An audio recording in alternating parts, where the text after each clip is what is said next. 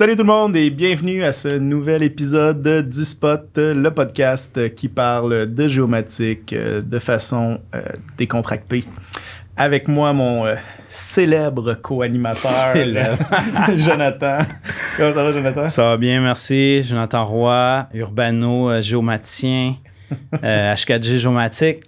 Ça va, toi? Ouais, ça va. Good. T'es quasiment rendu un rapper là, qui fait ses calls avant. Ben, il faut que je retienne plusieurs affaires, dont les commanditaires. Ouais, ben justement, parle-nous donc de nos commanditaires de cette semaine. Ouais, comme la dernière semaine, merci à nos commanditaires. ABTech, location, vente d'équipements d'arpentage, logiciel, scanner, station totale, toute la panoplie. La différence, c'est le service. On a aussi, notre bon vieux, notre apôtre. Un grand merci à Luc Vaillancourt pour son support. Exactement. Puis également, H4G Géomatique, solution géomatique, drone, scanner. Et également Coda, agence Coda. Yes, nous, marketing et géomatique, un mélange insolite. Oui, mais insolite est nécessaire. Oui, tout à fait. Donc voilà. Hey, cette semaine, Jonathan, on reçoit Geneviève Grenier de chez GeoSelect. Salut. Allô Geneviève, ça va bien? Oui, vraiment, très contente d'être avec vous aujourd'hui. Hey, merci bien. D'habitude, on commence avec un petit cheer. Fait que, un petit cheer. Santé. Oui, santé à vous autres, santé. Pied. Ouais, nous lager. Super. Les gars, j'ai un petit quelque chose pour vous. Oh, un petit cadeau. Il y a de l'équipe de GeoSelect, en fait. Oh, merci. Merci beaucoup. On peut ouvrir ça ici. Certainement. Cool, j'ai hâte de voir ça. C'est marqué photographie aérienne dessus, en passant. C'est-tu votre premier unboxing géomatique? C'est un premier unboxing. Ça met la barre haute pour les autres. Oh, un beau T-shirt. Oh, avec des photos. Je savais qu'elle allait avoir une photo. Ouais, c'est ça. Donc, magnifique chandail GeoSelect. Si vous ne savez pas quoi porter au prochain podcast. Ben oui, c'est vrai, tout à fait. Est-ce que c'est un couplet stéréoscopique? Non, malheureusement, mais j'en ai un avec un petit stéréoscope. Je vais essayer de découvrir c'est où. Oui, c'est ça. Il est écrit en arrière. Fait que devinez avant. Ah. OK. Je regarde pas. J'en ai vu un, mais j'ai pas vu l'autre. OK. Fait que moi, je dirais que ça, c'est... Il y a une autoroute. OK, on passera pas trop de temps là-dessus, là, mais j'aurais tendance à dire sur la rive nord de Montréal, genre moi, je dirais les peut-être Laval. T'as-tu les mêmes que moi, toi? Ben, je sais pas si non, on n'a pas les mêmes. Vous pouvez regarder. OK, ben Aumont, là, fait que Terrebonne, je suis pas si pire. Et Saint-Henri. L'autre, je l'ai vu malheureusement, c'est Dolbeau. Voilà. Un gros merci. Ça merci fait plaisir, beaucoup. Des petits souvenirs. Ça, je vais l'illustrer dans mon bureau. Je pense que ça manquait de photographie aérienne. De photographie aérienne. Ouais, j'en ai, tu sais, mes hauteurs de drone, mais de comme haut. Ça, en plus de 1994, c'est génial. Merci beaucoup. Ça fait plaisir. Merci. Dis-moi, Geneviève, comment as-tu abouti dans le milieu de la géomatique? Oui, ça, c'est une bonne question. Je pense qu'il faut que je commence avec peut-être une petite capsule historique. OK. Ouais. Parce que si c'était pas de mon grand-père, là, William Alfred Grenier, ou Wilfrid Grenier, je pourrais pas vous parler aujourd'hui, c'est sûr. Je serais pas en géomatique. On va se dire. Là. Tu serais dans quel domaine? C'est une bonne question. Ça, j'aime tellement plein de sujets. Ouais. Fait, dans le fond, Wilfrid, il est né en Gaspésie, 1904 environ. C'est quelqu'un de vraiment débrouillard. Je parle au présent, là, mais il n'est plus de ce monde. Il est parti étudier aux États-Unis peut-être vers l'âge de 18 ans, pas étudier, travailler dans une usine de moteurs d'auto. Puis il est revenu dans les années 20 en Gaspésie, d'où il venait, comme agent de colonisation. Bref, je vais faire ça vite, là, mais il construisait des nouveaux villages, puis il attribuait des terres et tout. Puis c'est en 1926 qu'il a eu l'occasion, dans le fond, d'embarquer sur un vol. Il n'avait jamais pris l'avion, mais c'était un vol de photo aérienne de Jacques Leceppe. Fait que c'est le pionnier au Canada en photo aérienne. Puis c'est vraiment là qu'il y a eu comme la piqûre de la photo. Okay. Il est allé étudier après à Québec en mesureur de bois à Duchesnay. Après ça, il est allé travailler dans les forêts en Abitibi. Puis il a décidé à 30 quelques années, 33 je pense, d'aller à l'université en génie forestier. Puis dans le même cours, il y avait des cours d'arpentage. Okay. il est engagé après comme ingénieur forestier pour Irving dans les années 40. Là. Genre Nouveau-Brunswick. Ouais, ça c'était fort. Exactement. Dans Un petit peu ouais. il y avait un peu partout des terres aussi à... En Gaspésie aussi, hein, je pense, quand même. OK. Et c'est ça. Puis c'est un gars qui a toujours aimé ça, optimiser. C'est comment je peux faire un procédé plus efficacement, comment aller plus vite. Fait qu'en 1949, si je ne me trompe pas, il a créé PhotoWare Laurentide. Il a acheté un avion, il a acheté une caméra, puis il a dit, moi, les inventaires forestiers, là, je vais arrêter des marchés, là, je vais les voler, puis je vais calculer comme ça, je vais faire de la carto. Ah, c'est tellement précurseur, là. Ouais. Wow. Puis ça a été comme la première compagnie à avoir un contrat de carto, puis d'acquisition de photos par le gouvernement du Québec, qui était le ministère des Terres et Forêts, je pense. OK. Puis après ça, il a fondé une autre compagnie là, qui s'appelle Aumont. Mais pour vous parler, tu sais, je dirais l'optimisation, c'est un gars vraiment débrouillard. Là. Il a créé plein d'affaires, là, mais des affaires qui pourraient intéresser. Il a créé un modèle de motoneige. C'est comme l'ancêtre de la motoneige, un peu. OK. Le but, c'était, il amenait les chiens dans les avions puis les traîneaux à chiens. Puis quand il allait faire une campagne terrain dans le Nord, oui, c'est ça, il amenait ça. Il dit comment que je pourrais pas amener des chiens? Fait qu'il a créé comme une genre de motoneige super léger il a créé ça avec Eugène Prévost de Prévost-Corps. OK. Ça, c'est les autobus, là? Oui, exact. Fait que, ouais, genre de patenteux, là, vraiment. Ouais. Avant Bombardier, même. Oui. Ben, c'était vraiment l'ancêtre de la motoneige. Là, c'est lui, hein? Est-ce qu'on lui donne son respect? Oui, c'était pas la meilleure motoneige, là, mais ça répondait aux critères. Puis il a mis au point aussi un radar altimétrique avec le Conseil national de recherche canadien. C'était quoi le but du radar? C'était comme l'ancêtre du lidar aussi. Là. C'est d'avoir un retour, savoir à quelle hauteur précise ils prenaient chacun des clichés de photos aériennes. Fait que c'était vraiment pour donner plus de précision à la photogrammétrie qui s'en suivait. Fait que tu sais, c'est le genre de patente qui... Mais lui, il faisait stéréoscopie avec ses images quand même? Exactement.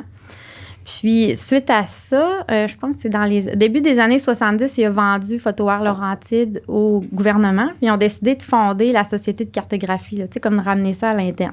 OK. Puis, l'autre compagnie, Aumont, ben là, il l'a vendu à mon père, Paul Grenier. Fait que là, on se rapproche d'aujourd'hui, tranquillement. Puis, Paul Grenier, je le salue d'ailleurs. Salut Paul, il travaille chez nous comme directeur de la géomatique. Il est encore toujours au actif. poste. Toujours au poste. Puis, lui, il a étudié à Québec, à l'Université Laval, en génie physique. Il a étudié en sciences, comment ça s'appelait dans le temps? Géodésique et photogrammétrie. Puis aussi dans l'âme très entrepreneur. Vraiment, là, on lui donne ça. Qu'est-ce qu'il a fait à ce moment-là? Ah oui, quand il l'a racheté, une affaire qui est pas pire, qui est drôle, c'est qu'il y avait une licence juste pour faire de la photo pour la foresterie. C'était restrictif. Okay. Puis il a essayé pendant 5 ans de le changer parce que lui, de la géomatique, il voulait en faire à toute application. Pouvoir voler des villes puis des choses comme ça. Exactement. Mais c'était toujours refusé par les autres compagnies dans le domaine puis par le gouvernement. OK. Fait que là, à la 5e année, il dit comment je pourrais faire. Fait qu'il y a eu le conseil, dépose ta demande le 20 décembre. Comme ça, les gens, ils ont 10 jours pour refuser. Mais tu sais, on s'entend, je pense que c'était à la fin des années 70, 10 jours à Noël. Il n'y a pas grand monde qui était connecté sur quoi que ce soit. Fait qu'il y a eu finalement sa licence. Ah ouais, c'est bon ça, il a Bravo. déjoué tout ça. Mais il aurait pu aller chercher sa licence de géomètre. Ah, mais il était géomètre. Ah, il était mais géomètre? c'était la compagnie, dans le fond, qui n'avait pas la bonne licence pour opérer dans tous les domaines. Puis là, mais il avait sa licence de géomètre. Oui, exact. Si ça existait dans le temps. Oui, ouais, OK. Puis c'est ça, là, ça, Aumont, je ne sais pas si ça vous dit quelque chose, là, mais ça a évolué comme compagnie. En fait, ça a un peu marqué les années 80 à 2000. Ils ont racheté plein de sociétés, ça s'est consolidé. Puis ce qui a marqué aussi cette époque-là, c'est leur présence à l'international. Là. Fait qu'ils ont été beaucoup en Afrique, en Amérique du Sud, des mandats un peu partout. Ils ont fait Là, on parle de ça dans quelles années? Là, c'était dans les années 80 à 2000, mettons. Okay. Là, c'est devenu vraiment gros, là, avec des centaines d'employés et tout. Puis quand tu parles, tu sais, comme dans ces années-là, vous êtes dans quel type de technologie? Parce que 80-2000, on est encore dans de la photographie. C'était encore analogique. Oui, analogique, c'est ça. Analogique, mais avec du traitement numérique. Ouais, c'est ça, exact. Tu sais, il y a comme eu la transition du traitement, c'est fait avant en numérique. Mais l'acquisition, c'est quoi, 2000, 2006 à 2010 que là, ça s'est fait en acquisition numérique. OK. Mais eux, ils ont vécu vraiment la transition. Ils ont fait même un projet CityPix. Ils ont volé 6000 villes américaines puis ils ont tout orthorectifié ça. Là. C'était un méga Est-ce que, puis peut-être après on pourra continuer, mais est-ce que vous avez conservé des vieilles caméras ou ce que vous utilisiez à l'époque, l'équipement de l'époque? Il y a une caméra qui est encore... Ça fait pas longtemps qu'elle n'est plus dans notre voûte, là, mais on avait comme un spécimen. Là, mais sinon, non, là, ça a servi pas mal de... C'était bien rare là, qu'on pouvait y avoir accès. Puis c'était pas mal dans les aéroports, dans les entrepôts de maintenance et tout. Mais toi, tu étudies en quoi?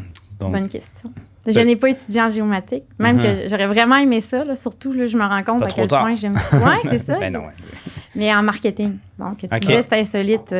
Mais oui, tout à fait. Est-ce que avant même que tu fasses tes études, tu t'es dit, je vais peut-être reprendre la compagnie ou je vais travailler dans la compagnie ou tu n'avais aucune idée, en fait? Non, parce que c'était un concours de circonstances. Parce que, dans le fond, mon père, là, il a comme un peu abandonné le volet d'acquisition de photos aériennes. C'est ça, il y a eu plein de rachats de compagnies et tout. Mais la branche de distribution de photos, d'impression, de commandes du grand public, de commandes de professionnels pour avoir accès à ces photos-là, ça a comme jamais arrêté. Ça a toujours été un peu indépendant. C'est ça les racines de GeoSelect. Puis Paul, il est resté comme les mains dans cette division-là. Puis je vous dirais, ça fait peut-être 5 ans qu'il nous a parlé. Ben là, il faudrait qu'il y ait une relève. Là, il approchait 70 ans. Là, fait que là, c'est là que ça a comme dit, c'est une belle option. Il y a du potentiel, il y a de la croissance possible, mais aussi le monde est tellement smart. C'est vraiment là... Donc, toi, tu as repris Aumont, c'est ça? Non, c'est ça. C'était déjà GeoSelect quand... Ça s'appelait la Géomathèque. C'est la Géomathèque, oui. Mais il n'y a pas une Géomathèque comme gouvernementale? Non, je pense que c'est eux. OK, c'est eux autres. Ça. OK, ça fait... Le nom fait... En fait, c'est quoi? Je pense que c'était à l'UQAM, quand j'ai fait mes études, qu'il y avait une Géomathèque, puis ils commandaient des photos, mais c'était nous. OK, c'était vous. Ouais, OK, exactement. c'est ça. C'était vous de A à Z. OK. Dans le fond, le gouvernement du Québec, depuis l'année... C'est 2006 qu'ils font des appels d'offres pour trouver un partenaire de distribution de leur imagerie historique des années 60 à aujourd'hui. Fait que ça prend une voûte pour entreposer les films. Ça prend des numériseurs photogrammétriques, un site web transactionnel. Ça prend beaucoup de choses à mettre en place. Ouais. Fait que depuis 2006, la Géomathèque, qui est notre nom précédent, évoluait là-dedans, puis avait sa base de clientèle, puis on l'a toujours. Là. Mais c'est ça, on a changé de nom cette année pour GeoSelect. OK, donc vous êtes un peu la référence en matière d'imagerie aérienne, dans le fond. Historique, surtout. Ouais. D'accord. Fait que supposons Québec, votre contrat vous est donné par le ministère des Ressources naturelles. Exactement. Puis, fait que toute la photographie aérienne, disons, publique au Québec, ça passe par GeoSelect. Exact. Okay. C'est chez nous.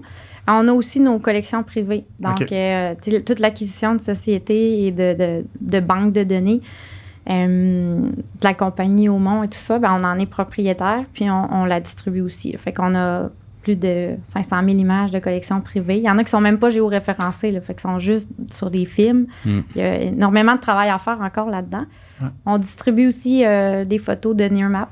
Je ne sais pas si vous connaissez NearMap. Donc, tous les villes en Amérique du Nord, tu peux commander une petite tuile sur notre boutique. Parce qu'eux, ils ont leur boutique aussi transactionnelle, mais ils passent également par vous? Ou Ils n'ont pas de... Tu sais, une tuile, j'achète une tuile, puis on est, je pense, dans les seuls revendeurs qui font... Tu sais, on a un API avec eux qui revendent à la petite tuile. Mais eux, habituellement, c'est un abonnement à la donnée, puis tu consommes sur un genre de map browser. Mais nous, c'est vraiment juste... Tu commandes une tuile, tu la reçois le lendemain, exemple. OK. Ah ouais, c'est intéressant. Ouais. Wow. Fait que là, toi, dans le fond, tu vois l'entreprise familiale, tu vois ça aller, tu te dis, j'embarque dans l'entreprise familiale, ou tu étais déjà dans l'entreprise familiale puis tu as juste fait la reprise. Tu étais dans le secteur du marketing avant? Oui, c'est ça. J'ai étudié marketing à Laval, maîtrise aussi. Ce que j'aimais beaucoup dans outre la vie sociale de l'université, c'est les compétitions de cas académiques. OK. Donc, tu sais, se faire donner un cas, tu as 3 heures pour résoudre un problème d'entreprise puis aller le présenter à la business. Ça, j'ai comme vraiment trippé là-dedans. Ça a OK. comme le sens des affaires, là, c'était le fun de se mettre là-dedans. J'étais allée travailler un peu à Paris pour un stage de maîtrise dans le domaine recherche marketing. Études pré-publicitaires, exemple, un L'Oréal là, qui veut lancer une publicité puis veut tester si c'est bon ou pas avant de la lancer. Fait que ça, c'est un genre de truc que j'ai fait. Puis après, j'ai travaillé peut-être une dizaine d'années dans le domaine web, chargé de projet, gestionnaire, puis dans le domaine de l'assurance, en stratégie.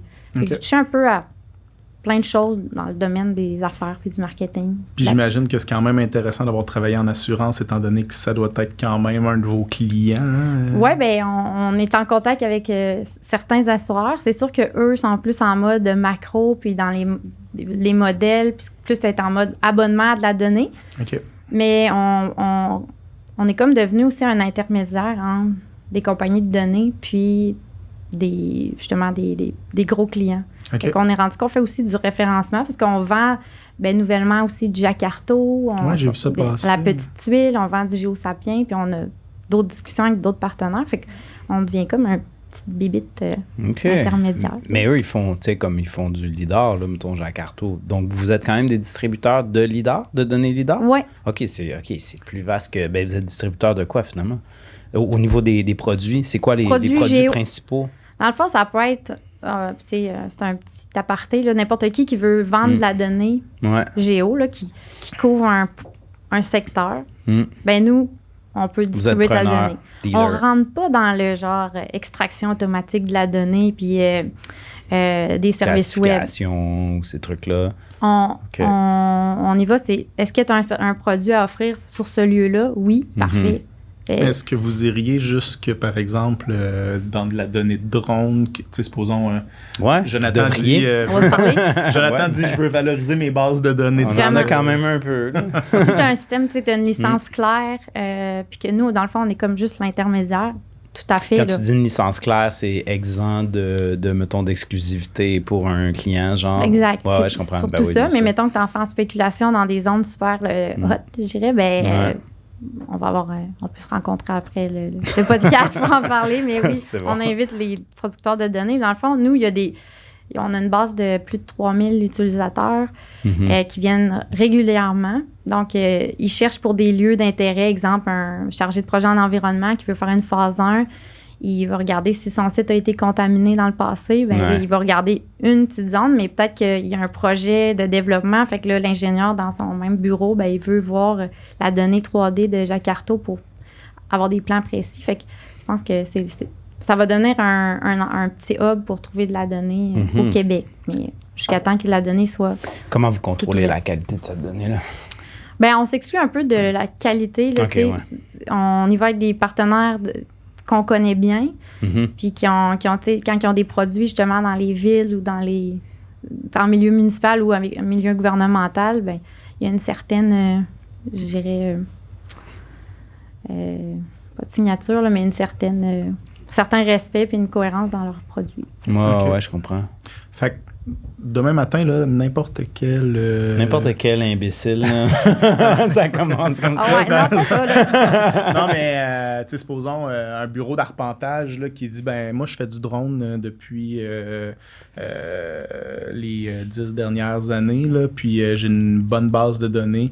Pourrait vous contacter, puis là, vous pourriez regarder pour un plan de Tout à fait. Tu sais, on part pas avec l'idée, ta pression, c'est pas bon. Tu sais, c'est sûr qu'il y a des validations de produits qu'on regarde, mais on a notre limite, puis on la met aussi. Tu sais, quand on répond au client, ça vient avec la documentation du produit du fournisseur. OK. C'est ça. Puis, je me demandais, là, c'est ça, vous avez fait parce que là, on parlait de la Géomatech. Moi, d'ailleurs, j'ai beaucoup utilisé le site de la Géomatech parce que je travaillais en phase 1 avant. Sur l'ancienne version. Oui, sur l'ancienne version. qui a été un jour super à l'avant-garde. Oui, tout à fait. En 2006. Mais tu sais, c'était la même... Jusqu'en 2020, c'était le même site. Fait que quand même, 14 ans de vie de site web, c'est quand même long. C'est quand même un bon, c'est bien, bon temps de vie, là. T'étais pas là, toi, dans ce temps-là. Non, pas vraiment. Non? C'est ça. Fait que toi, t'as repris ça en quelle année, en fait? Ouais, fin 2017, Fin 2017? avec mon frère et ma sœur. OK. Une aventure OK, familiale. Ouais. toujours. Ouais, OK. C'est ça. Mon frère était toujours été dans le domaine financier, bancaire, il est très analytique. Il avait travaillé à l'époque comme technicien en numérisation photogrammétrique aux OK, études. quand même. Fait qu'il connaissait il avait touché aux équipements. Et quand on l'a racheté, ben c'est sûr, il était encore au gouvernement. Ben, pas au gouvernement, il était chez Investissement Québec. Mais depuis un an, j'étais allée le recruter comme directeur des opérations de la numérisation chez nous. Fait que c'est vraiment le fun qu'il soit là. Puis ma sœur, elle travaille à Montréal là, pour le gouvernement, mais elle reste quand même impliquée dans l'administration. OK. Ah, Puis équipe solide. là, vous avez entrepris ce rebranding-là vers GeoSelect, c'est cette année, en fait, que ça s'est fait. Ouais, une grosse année. Puis, quand même. Ouais, j'imagine. Hein? Beau branding en passant. Mais merci. Ouais, tout à fait. Simple. C'est quand même la réussi. simplicité, c'est ça qui est le plus dur à obtenir puis qui est beau. Là. Ouais, on est content. Ouais. On a eu des bons commentaires. Bah, tant mieux. Puis, c'est quoi qui en... Ben là, bon, là, je vois qu'il y avait une volonté de refaire le portail web, là, mais hormis ça, qu'est-ce qui a engendré ce rebranding-là? Ben, je pense que c'est comme un renouveau un peu. Puis aussi, c'est notre développement alors au Canada. On est présent en Alberta. On a de plus en plus de présence, justement, dans l'Ouest et tout. Au monstre francophone. Au Mont, ben, c'était plus nous. Puis la géomathèque, c'est un beau mot, mais en français. Trop francophone. Fait que là, on essaie de trouver un nom. Bon, on a eu quelques critiques là, d'avoir pris un nom peut-être bilingue, mais en même temps, c'est ça nous aide vraiment à se présenter. Puis pas avoir à, tu sais, c'est niaiseux, mais changer le mot. Fait que on est vraiment contents. C'est que c'est une nouvelle étape, dans le fond. Puis c'est ça, on a beaucoup de développements qui s'en viennent. Fait qu'on... C'est ça, ça a comme donné un vent de nouveauté. Puis, dans le fond, votre développement dans les autres provinces canadiennes, parce que là, tu sais, dans le fond, là, vous avez, j'imagine qu'un gros chunk de votre business, c'est quand même les données du ministère des Ressources naturelles. Oui, mais on a un autre chapeau. Parce que là, le chapeau boutique qu'on discute depuis tout à l'heure, sur lequel on ne fait pas juste vendre la photo, on a aussi des services à valeur ajoutée dessus. Parce que une photo historique comme vous avez là, ben, tu n'as pas beaucoup d'informations sur la photo. Dans le fond, tu as la date, tu sais à peu près c'est où, mais tu veux travailler dans ton GIS, tu n'as rien. On part avec. Exact. Fait que ça, c'est des services qu'on offre, la géoréférence à l'unité, l'orthophoto, enlever la distorsion pour que tu puisses travailler avec, faire des mesures. Fait qu'on arrive aussi à faire de la mosaïque d'orthophoto. Fait que c'est tout le genre de services, paramètres d'orientation pour voir en 3D. Bref, ça, c'est les services qu'on offre sur l'imagerie historique. Fait que ça, c'est notre chapeau boutique. Mais on a aussi notre chapeau qui est le plus gros, c'est la numérisation de photos. Okay. Donc, on a un parc de 12 appareils. Là, c'est comme le plus gros parc de l'Amérique du Nord en termes de numériseurs photogrammétriques. Ça prend quand même pas mal d'équipements pour rester, pour garder les propriétés géométriques de l'image qui ont été captées par une super caméra, justement, de classe A. Bien, ça prend un numériseur de qualité équivalente. C'est un numériseur photométrique. Photogrammétrique, pardon. Exactement. Puis physiquement, ça ressemble à quoi, ce truc-là? On a deux technologies qu'on utilise. On a la technologie Whirly. Whirly, c'est comme ça prend quasiment toute la table. Ça va en balayage. Fait que c'est des CCD qui vont de façon linéaire, qui balayent comme ligne par ligne. C'est assez long comme numérisation, mais vraiment robuste puis vraiment de qualité. On a depuis, je dirais, 1 an et demi, la technologie Geodyn, qui est assez avant-gardiste, là, qui vient de l'Allemagne, qui est en fait de la captation. Au lieu d'être du balayage, c'est de la captation. Donc, c'est 6 lentilles qui prennent en photo le négatif, puis qui va reconstituer l'image une fois qu'elle est traitée. Donc, c'est de qualité géométrique équivalente. C'est juste que Geodyn, on parle de quelques secondes versus peut-être quelques minutes pour Whirly. Fait qu'on a un parc de 11 Whirly, donc ça produit vraiment, là, on le lance pour la journée, puis on a Geodyn que là, il faut être là, il faut être présent pour le feeder. Fait qu'on a ces deux technos-là de numérisation. Fait à qui on vend ça, c'est pas la machine, là, mais le service, c'est aux agences gouvernementales. OK. Puis souvent, le produit final, c'est un géotif, genre? À la base, c'est le TIF. Puis si le gouvernement est intéressé ou d'autres agences, je dirais, semi-privées, là, on peut par bloc faire justement des orthomosaïques, paramètres d'orientation, tout ça. OK. Parce que, tu sais, comme, supposons, j'imagine que c'est un travail qui vient, pas d'être commencé, mais qui fait pas si longtemps que ça, mais, tu sais, supposons, là, numériser la collection du ministère des Ressources naturelles, là, ça correspondrait à quoi comme effort? Est-ce que vous avez une idée de ça? Ou... Ça dépend vraiment de la volonté gouvernementale. Parce que c'est sûr que, au Québec, on est avancé là, versus d'autres provinces, là, puis ailleurs. Ah ouais? Mais moins qu'en Europe, parce qu'en Europe, ça fait longtemps qu'ils ont numérisé puis qu'ils ont même ouvert les données. Tu sais, ils ont fait il y a des super beaux exemples là, comme Swiss Topo, IGN, Remonter le temps, où ils ont vraiment pris en charge toute la numérisation. Ils ont même orthorectifié, mosaïqué. Et est-ce que c'est rendu des en compagnies privées, consultation. ça, ou c'est des compagnies où c'est public? Il y a les initiatives comme IGN puis Swiss Topo, c'est public, mais il y a certains pays de l'Europe qui ont fait affaire avec des firmes privées. OK. Mais c'est ça, au Québec, c'est entamé, là, la numérisation.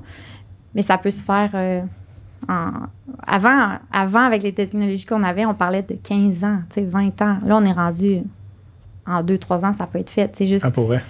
C'est quand même des projets avancées. C'est des projets d'ampleur, exact. Fait que Ouais. c'est un peu devenu ma mission, pas de vie, là, mais professionnelle, de convaincre les dirigeants, les propriétaires de données analogiques de voûtes, de millions d'images, de dire, tu sais, commençons maintenant avant qu'il soit trop tard. Ouais. C'est ça. Menez ça ici, là, tout de suite. C'est pas nécessairement juste à nous, mais commencer parce qu'à un moment donné, il va être trop tard. Tu sais, la techno est là, mais les gens qui connaissent l'imagerie analogique, ça s'apprend plus à l'école, puis c'est normal. Là, on est tout en numérique, mais tu sais, comme toute ma gang, ils ont 60 quelques, là, 65, 70. La retraite est à leur porte. Fait que... Mais je me demandais, tu sais, comme supposons, est-ce que... Parce que là, il y a tout l'aspect, vous numérisez ces images-là. Oui. Est-ce qu'il y aurait une possibilité... Tu sais, est-ce que vous, par exemple, vous avez des algorithmes qui peuvent rectifier en batch les images? C'est-tu des choses que vous avez, ça? Ou... exact. C'est pas... mettons, c'est quand même déjà développé. Pour la numérisation, je pense qu'il n'y a rien qui peut se faire encore plus rapide que présentement. Là. Comme on a atteint là, avec la captation puis le stitching, les photos, on a atteint quelque chose. Le potentiel, il reste encore sur la transformation. Puis ça, c'est le troisième chapeau de GeoSelect, c'est les projets majeurs d'ortho. Oui, c'est ça. Puis ça, il y a vraiment de l'optimisation encore à faire. C'est basé, oui, sur... tu peux le faire encore en méthode conventionnelle là, de photogrammétrie, mais il y a des logiciels de corrélation de pixels ça existe. C'est juste que avec la donnée historique, il y a beaucoup de choses incontrôlables. Exemple, tu n'as pas toujours la métadonnée qui accompagne l'image. Les lignes de vol sont pas toujours parfaites. Fait que des fois, il n'y a pas assez de recouvrement. Fait que ça crée quand même des... Je pense que c'est à force d'en faire, tu t'améliores, puis tu automatises, puis tu crées des workflows et tout et tout. Mais c'est vraiment... Il y a vraiment du potentiel là-dedans. Puis je pense qu'on s'en va là. Okay. Est-ce que... tu sais... est-ce que... J'ai peut-être un rêve fantasmé, là, mais est-ce que tu penses que... Fait qu'on partage le même rêve. Non, mais est-ce que tu penses qu'un jour, on pourrait, tu sais, arriver avec une formule, j'ai mon portail web, je choisis l'année, puis je peux voir jusqu'à 1915... C'est pas fou de rêver ça, là, vraiment pas. Tu sais, justement, la Suisse l'a fait, la France l'a fait. OK, leur territoire est vraiment moins gros que le Canada, puis par exemple le Québec. Mais il est très accidenté, par exemple. Exact. Ils ont quand même réussi à avoir une ortho, je pense, à 1 mètre, là, dans les années 80. C'est sûr que c'est pas toujours à 1 mètre. Dans les années 50, je pense qu'ils sont à 5 mètres ou quelque chose comme ça. Mais, tu sais, c'est déjà excellent. Puis ça fait de la donnée ouverte, c'est de l'accessibilité parce que c'est beau de numériser, mais elle n'est pas 100% accessible une fois qu'elle est numérisée. Il faut la découvrir. Fait que est-ce que tu as justement, nous, ça fait partie de notre mission d'entreprise, c'est rendre la donnée découvrable via le marketplace. La numériser, c'est une forme d'accessibilité, mais la transformer, je pense, c'est comme la clé pour rendre... Tu sais, ça l'aide vraiment dans la prise de décision. Là. C'est pas une photo que j'essaye de patenter moi-même pour, tu sais, aidons les gens qui prennent des décisions, rendons-leur là plus digestible à données historiques. Puis je me demandais, tu sais, par rapport à ça, vous, dans le fond, votre boutique, est-ce que quelqu'un qui va, par exemple, pour acheter, je sais pas moi, une tuile de 1850 parce qu'il fait une phase 1 à Saint-Jean-sur-Richelieu, est-ce que cette personne-là, dans le fond, si l'image a été numérisée, il a accès à l'image numérique, puis sinon, ben, vous y développez... c'est-tu quelque chose comme ça? Donc, ben, 1850, là, malheureusement... J'ai dit 1850, mais 1950. Nous, on est distributeur à partir de 1960. 60, ce qui est avant, c'est la Bibliothèque des Archives nationales. OK. Mais oui, exactement. C'est comme ça que ça fonctionne. Tu choisis telle tuile. Tu le sais déjà, c'est numérisé ou pas, parce que tu peux voir la petite imagette si tu cliques. C'est sûr qu'elle n'est pas en grosse résolution, parce que on est quand même la boutique et on veut l'achat, mais si c'est numérisé, tu vas l'avoir le jour même. OK. Puis si c'est pas numérisé, ben là, il faut aller dans la voûte, chercher le bon petit rouleau, puis on revient, on manipule doucement, parce que si c'est un rouleau des années 60, ils sont super abîmés. Il faut faire extrêmement... Mettez des petits gants blancs, genre. Oui, exact. Il faut faire vraiment attention. Souvent, il faut les réparer, enlever la poussière avec un genre de sticker. C'est quand même manipuler... C'est ça, je vous disais, les connaissances du temps là, sur l'imagerie analogique, selon le type de film et tout. Puis on le numérise, puis on l'envoie au client là, par le cloud. OK, vous le numérisez, vous ne l'envoyez plus par la poste, là? Ah non, c'est ça. On a fait un changement en 2020. OK. C'était encore 90% des gens qui commandaient imprimés. Ah ouais? Ah ouais? Parce que c'était en environnement, dans le fond, tu veux observer, puis tu le mets dans le rapport, c'est fini. Puis ils le scannaient sur leur Epson du coin. Mais fait qu'on a fait un changement, on a égalé les prix, en fait. On a dit... Pourquoi il y a une distinction, c'est comme entre l'imprimé puis le numérique. Puis depuis ce temps-là, le numérique était vraiment plus cher. Là, c'est rendu comme équivalent. Puis ben là, tout le monde prend du numérique. Là. À moins que tu aies un besoin spécifique, tout le monde prend du numérique. Ben oui. C'est normal, puis c'est ça qu'on voulait encourager. Arrêtez d'envoyer ça par Puro Letter. Est-ce que vous travaillez avec la CPTAQ? Oui, ça fait Sûrement, partie. Oui, on voit des commandes passer. Pour leurs inspections, pour les autorisations, exact. Ces choses-là. Ou vont référer. référer. De protection du territoire agricole. Ouais. Donc, pour ceux qui ne savent pas. Vous n'avez pas travaillé là, d'ailleurs? Non, moi, j'ai jamais travaillé là. Okay. Mais tu sais, j'ai déjà travaillé beaucoup. J'ai fait des dossiers de CPTAQ, mais non, j'ai jamais travaillé là. Mais tu sais, je sais que justement, tu sais, des fois, il faut que pour prouver que l'activité a été faite avant un décret. Oui, exact. Ben, décret quelconque, là, tu sais, pas juste CPTAQ, là, tu sais, même loi sur l'aménagement et l'urbanisme. Là. Exact. Bon, tu vas aller chercher, mettons, des vieilles photos aériennes avant les décrets pour voir si l'activité se faisait. Le cabanon était là. Puis, oui, exactement. Ça, c'est un fossé ou un ruisseau, cette affaire-là? Ah ouais? Ah oui. OK. Mais ça, nous, on s'avance pas dans comment l'analyse. Tu veux faire? Comment tu vas analyser ça? Ouais. En environnement, un fossé versus un ruisseau. Ben, tu regardes parce que tu sais, souvent, il y a des ruisseaux qui ont été rectifiés. Là, OK, ouais. Ben oui, aussi, si les agriculteurs, ils ont pris un ruisseau et ils en ont fait un fossé, finalement. Ouais, exact. Bien droit, là. Mais justement, ça ressemble à quoi? Votre type de clientèle? C'est vraiment varié. Ben, il y a beaucoup en environnement parce qu'on est leur intrant dans les phases 1. Je pense que vous êtes même dans comme la norme du gouvernement. Hein, exactement. Quand le nom est Géocélac qui est marqué là-dessus. Non, mais dans le sens, ils n'ont pas le choix de prendre des photos aériennes historiques. Ouais, la seule place au Québec pour en trouver, c'est chez nous, à BANQ ou à l'UQAM. À la NAPL. Oui, il y en a dans les milieux universitaires. Puis la NAPL au fédéral. Mais tu sais, le 1, quelques millions. La NAPL, c'est plus la Photothèque nationale de... Ah, ben c'est ça, la NAPL. En anglais, je pense. Ouais, c'est ça, OK. Fait que c'est ça. Pas mon meilleur mot. Puis là, dans le fond, vous allez chercher des fournisseurs aussi, mettons, dans les autres provinces, vu que vous rentrez dans les autres provinces, en quelque sorte? Je dirais les autres provinces, c'est plus pour la numérisation. OK. Donc, s'ils ont des voûtes d'archives, ben on répond à des appels d'offres, on fait du lobbying. C'est que ça fait partie de mon travail. On est enregistré comme lobbyiste, puis on fait des choses dans l'ordre. On n'amène pas de unboxing. Non, quand c'est le gouvernement. Mais est-ce que vous faites mettons, du multispectral aussi? Avez-vous du data multispectral? Non. D'ailleurs, si tu as des... Multispectral? Ouais, dans les... Ben, perso, j'en ai pas tant que ça, mais j'en ai un peu. Mais vous avez de la photographie infrarouge. Oui, c'est ça. OK, vous avez de l'infrarouge. Oui, ouais. mais tu sais, mais pas hyper. Excuse-moi, je pensais peut-être plus numérique. hyper spectral. Hyper? Oh my God, non, moi, j'ai pas ça. Mais oui, on a de l'infrarouge du gouvernement du Québec. Au Mont aussi, on avait. OK. Avez-vous de l'imagerie, justement, tu sais, comme plus juste de l'infra... Tu sais, comme, j'imagine, bon, vous avez les fausses couleurs infrarouges là, qui avaient été prises par les gouvernements précédents, mais avez-vous, tu sais, comme de l'imagerie infrarouge numérique native avec les bandes ou ces choses-là?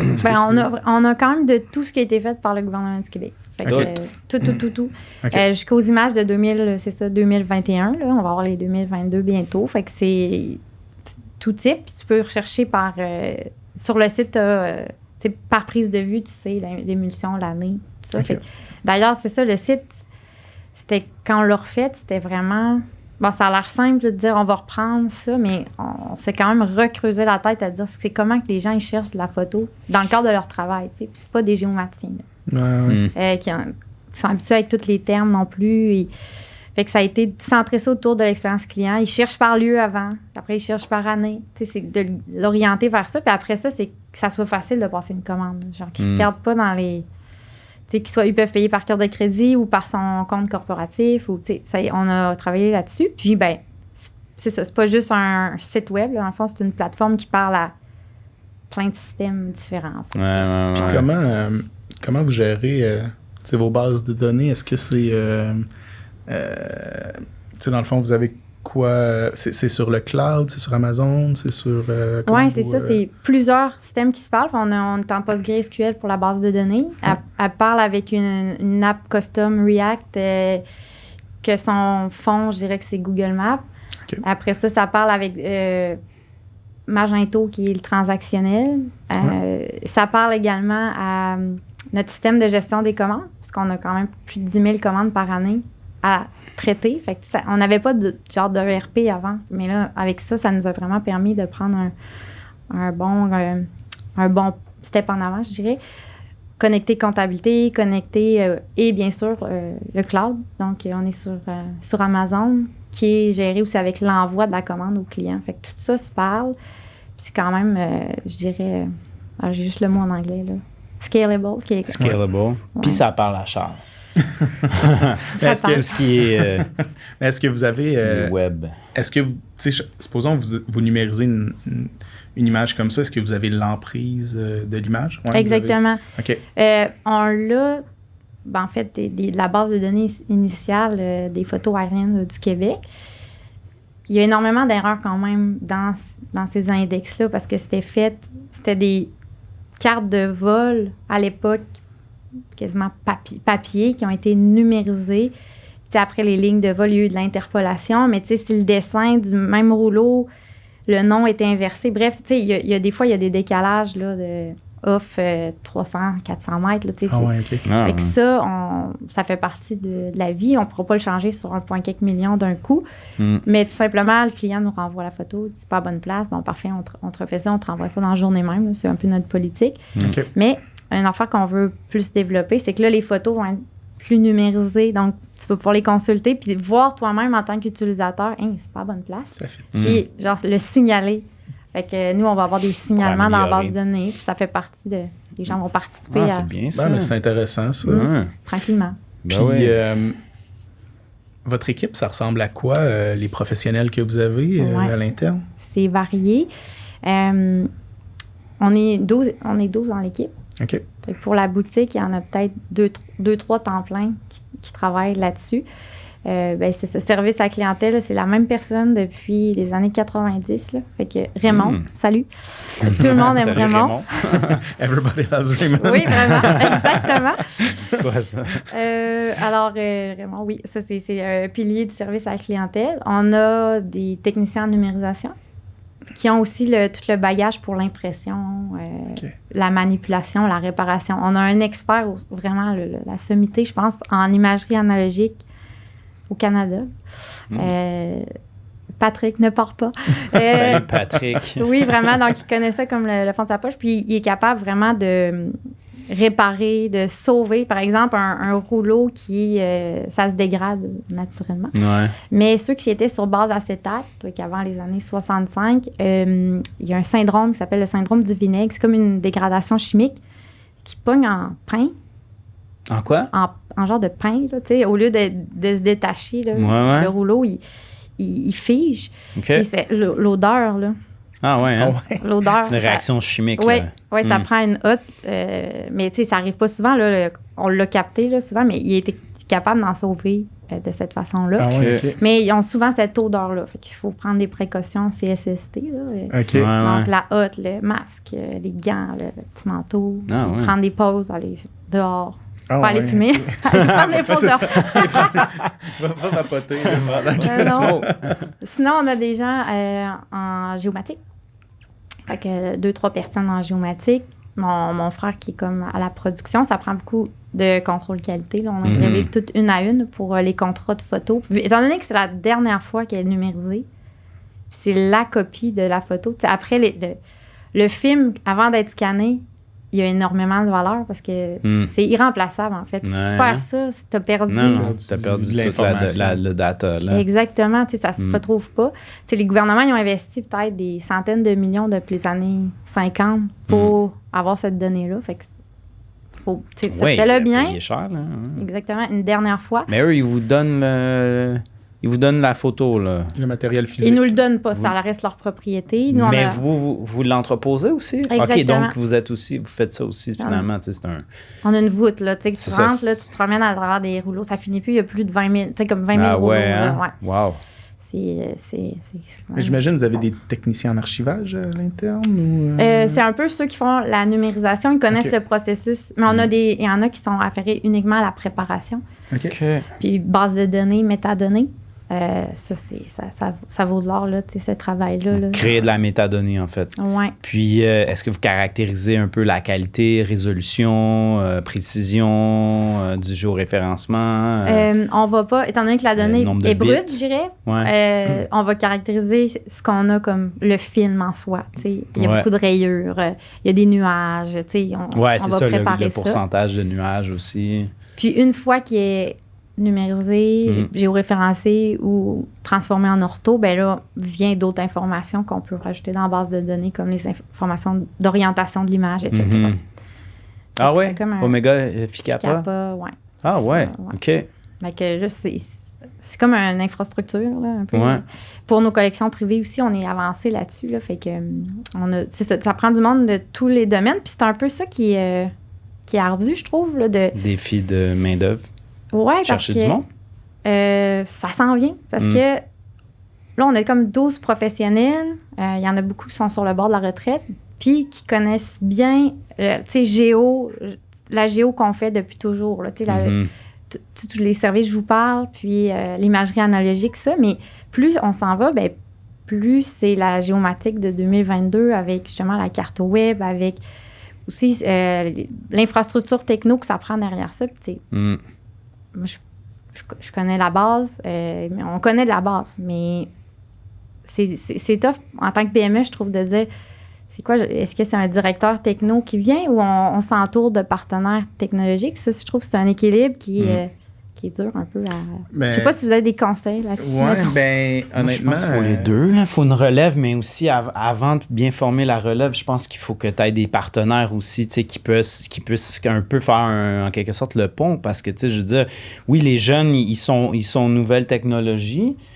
Mais tu sais, je dis les jeunes, mais en même temps, quelqu'un aussi qui vient d'ailleurs, Ouais. il n'est pas nécessairement au point avec ce genre de technologie-là. Fait qu'il faut vraiment assurer une relève entre ceux qui vont partir, mais aussi entre tout ça, des fois, je pense qu'il faut peut-être avoir des partenaires qui sont plus ferrés là-dedans, je pense. Ouais. Mais tu sais, moi, je trouve qu'une des choses dont on parle pas assez, là, présentement, tu sais, on parle beaucoup de crise de main-d'œuvre, puis en effet, tu sais, on a une crise de main-d'œuvre, puis tu sais, on parle beaucoup de gestion du changement parce que les technologies évoluent vite, mais je trouve qu'on parle pas beaucoup de.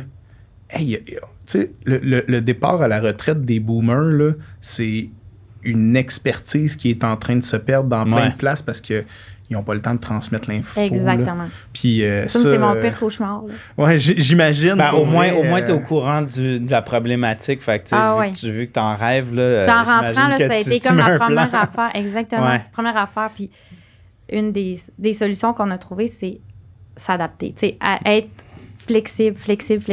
Ouais. La qualité de vie professionnelle puis personnelle, là, c'est notre motto numéro 1.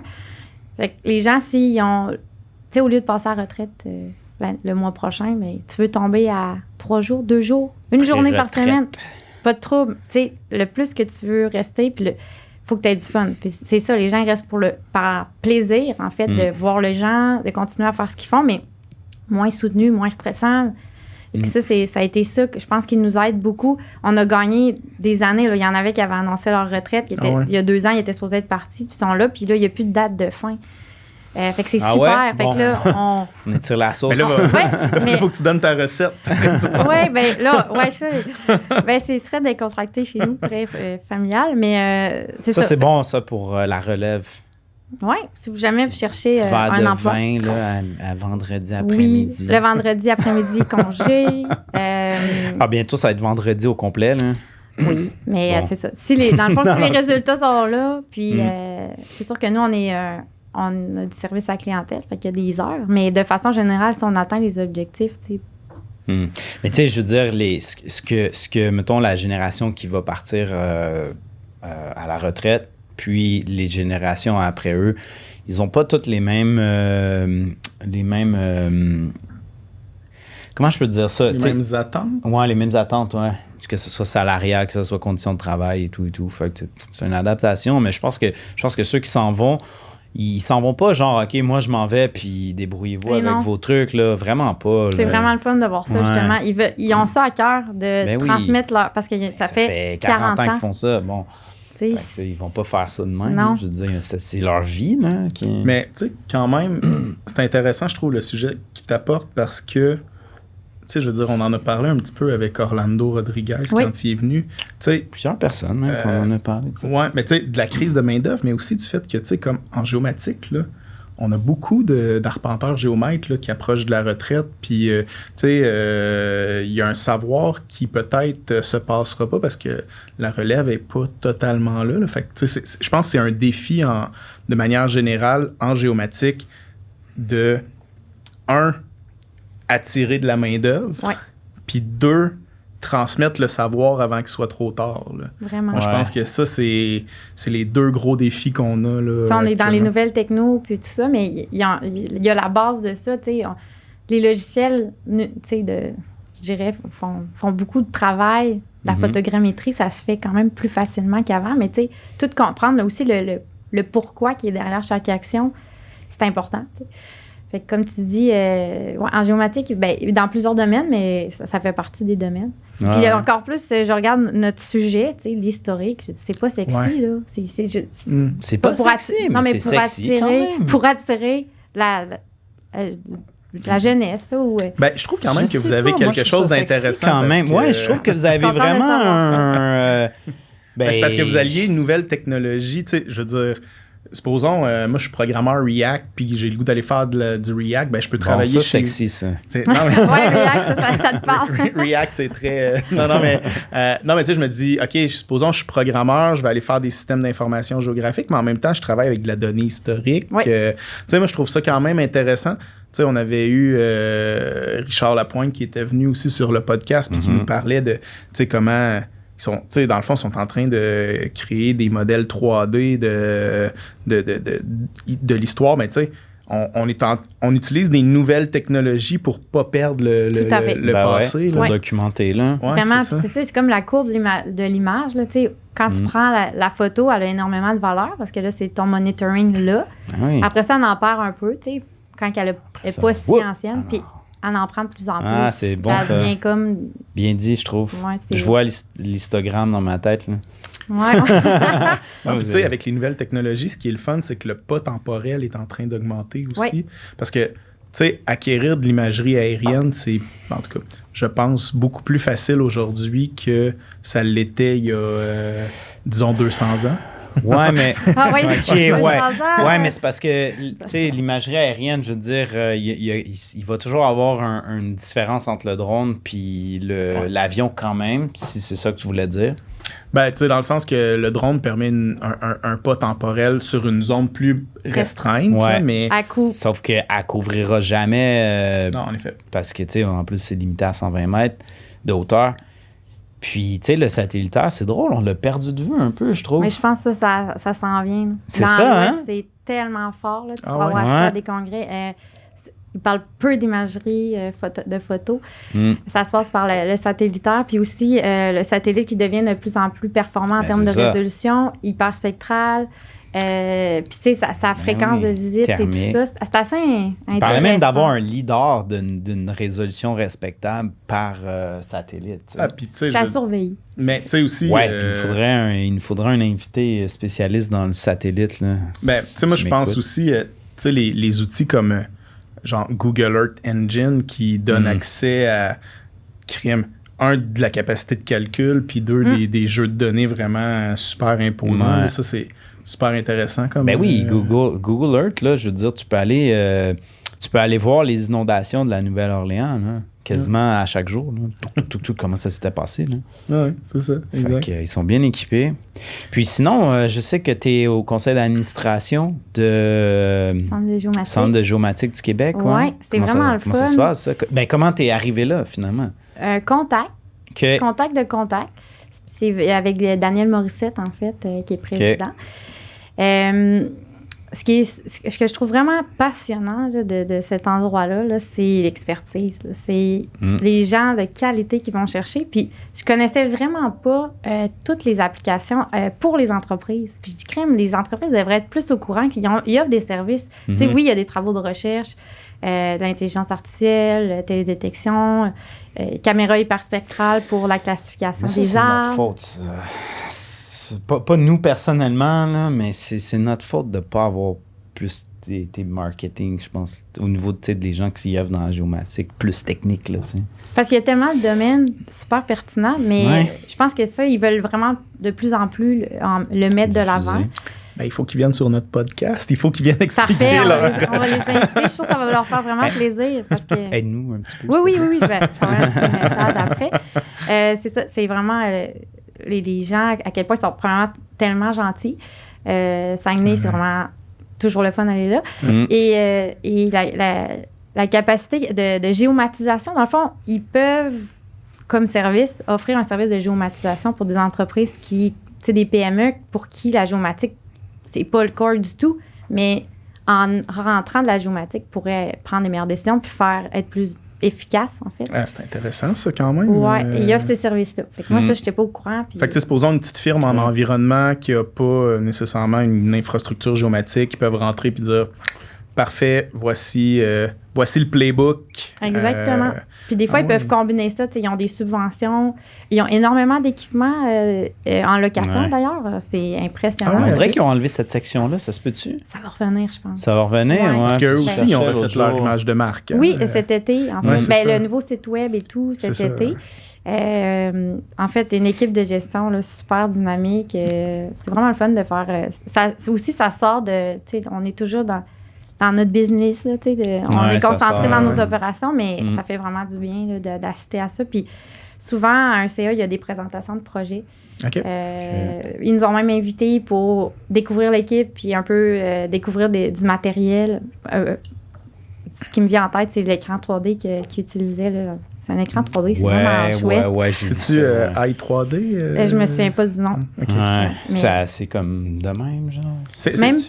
Non, c'est par intelligence artificielle, je pense. Il détecte tes yeux. Il détecte le mouvement de tes yeux. Oh, Puis là, OK. tu regardes, puis là, tu te promènes avec la souris, puis tu vois. Mais il avait modélisé avec le drone le centre de géomatique. Ah, c'était vraiment intéressant. Puis là, avec ça. Tu te promenais juste en regardant l'écran. Ah, ouais. Avec la souris. En tout cas, bref. Comme avec plein de monde peut avoir cette expérience-là en même temps. Non, c'était une C'est personne. une personne à la fois. Une paire de pupilles. Une paire de. Ouais, c'est ça. Ouais, fait que c'est vraiment chouette. Ah, très cool. Good. C'est quoi, ça ressemble à quoi l'avenir pour GeoSelect? Vous en allez vers quoi?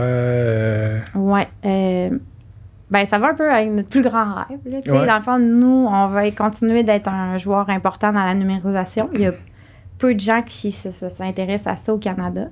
On veut rester positionné à ce niveau-là dans la transformation. Comme tu disais, là, l'image comme ça, seule, c'est le fun, est conservée. C'est le patrimoine géographique. Ça, c'est bien. Mais passer à une étape suivante, c'est de la transformer puis de la rendre accessible. Puis pour le marketplace, ben ça va dépendre. On sait très bien. Puis on est pour la donnée ouverte. Là. C'est vraiment, en tant que citoyenne, là, on a payé, dans un certain sens, toute cette photo historique-là. Fait d'ouvrir les données, ça stimule l'innovation, ça enlève toute l'ambiguïté des licences, ça crée vraiment des beaux projets. Fait que ça, on est là-dedans. Mais en tant que marketplace, nous, il peut prendre la forme...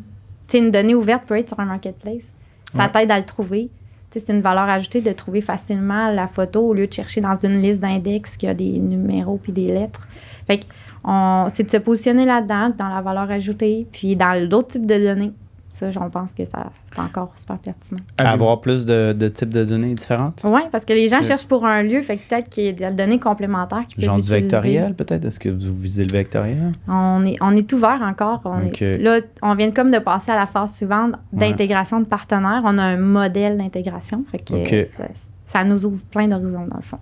OK. Est-ce que vous avez un intérêt potentiel vers le computer vision pour c'est-tu quelque chose qui peut parce que on dirait, moi je me dis, tu sais, j'ai toute cette base de données là historique de jeux d'images, tu sais, je pourrais générer les empreintes de bâtiments pour évolutivement ou des choses comme ça là. Mais c'est drôle que tu parles de ça parce que je pensais à ça il y a comme dans la nuit. Là. Est-ce qu'il y a justement des applications, je dirais, métiers là, qu'on pourrait greffer à ça? Tu sais, vu que c'est pas notre core, nous, on a tendance à rester souvent sur ce qu'on connaît. Puis, tu sais, que la numérisation, c'est notre force, c'est notre core. Puis c'est ça, notre cheval de bataille qui va faire qu'on peut, après, soit transformer la donnée puis l'amener plus loin. Fait que, tu sais, on concentre nos énergies là, mais on n'est pas fermé, justement, à une fois que la donnée est numérisée, on peut rêver, tu sais. Fait que je serais intéressée, on pourrait se faire une petite table ronde. Un petit touch-up, là, éventuellement. Là. Mais tout à fait, ça pourrait être quelque chose. Mais on focus vraiment sur le scan. Enfin, il faut que ça se passe. Sinon, après... Ben oui, c'est la première étape, en fait. Exactement. Puis c'est beaucoup de travail se rendre là. Ah, j'imagine. Eh bien, très cool. Est-ce que tu avais d'autres questions, Jonathan? Non, moi, je suis correct. Oui, en tout cas, merci beaucoup. Merci beaucoup. C'était super intéressant. Ouais. Puis je pense que ça a mis une autre pièce de puzzle de plus dans notre répertoire à nous, tu sais. Ouais, c'est ça. De savoir que la Géomathèque, c'est GeoSelect, puis que c'est... c'est ça. Souvent, on pense qu'on est public. Là, c'est ça, exact. Je pense que ça a peut-être clarifié des choses. Du monde, moi, je pense que Géomathèque, c'était public. Oui, c'est ça. Je pense qu'on a clarifié. On vient de clarifier un autre point, là. Je pense. Super. Puis là, j'ai un to-do, là, c'est de demander au Centre de géomatique de participer au podcast. Je mets ça dans mes devoirs. Un petit devoir. Ouais.